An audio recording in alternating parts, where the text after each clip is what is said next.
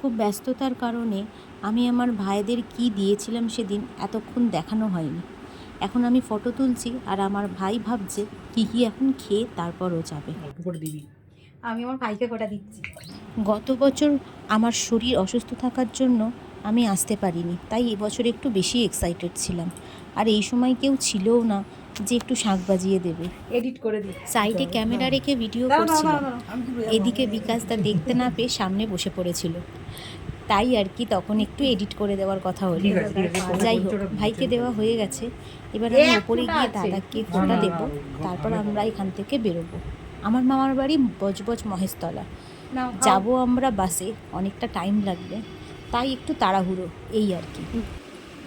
ভাইয়ের জন্য কিছু কেনার টাইম পাইনি, তাই ওকে টাকা দিলাম আর ও আমাকে একটা শাড়ি দিল। Thank you.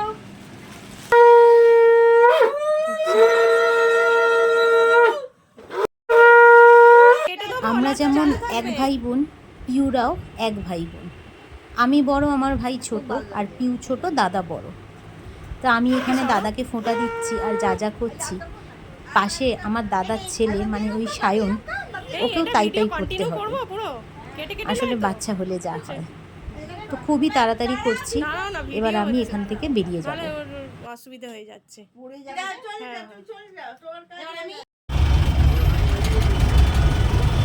ওখানে ফোঁটা দেওয়া হয়ে গেছে, এবার যাচ্ছি আমি মামার বাড়িতে। ঠিক আছে,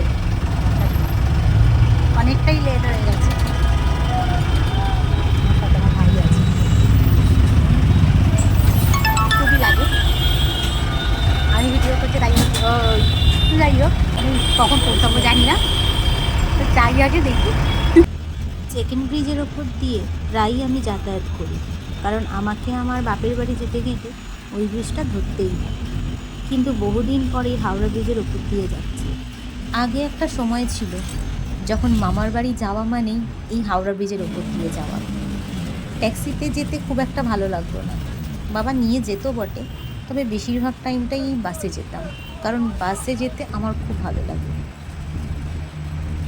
এখন বরঞ্চ আমি শ্বশুরবাড়িতে যাওয়ার পর ট্রেনে যাই, যাদবপুর থেকে বজবজ ট্রেন পথেই আমার সুবিধা হয়। যাই হোক, আজ বহুদিন পর এই রাস্তা দিয়ে যাচ্ছি, চারপাশটা দেখে পুরনো অনেক কিছু মনে পড়ে যাচ্ছে, সেই চারজনে একসাথে বসে যাওয়া,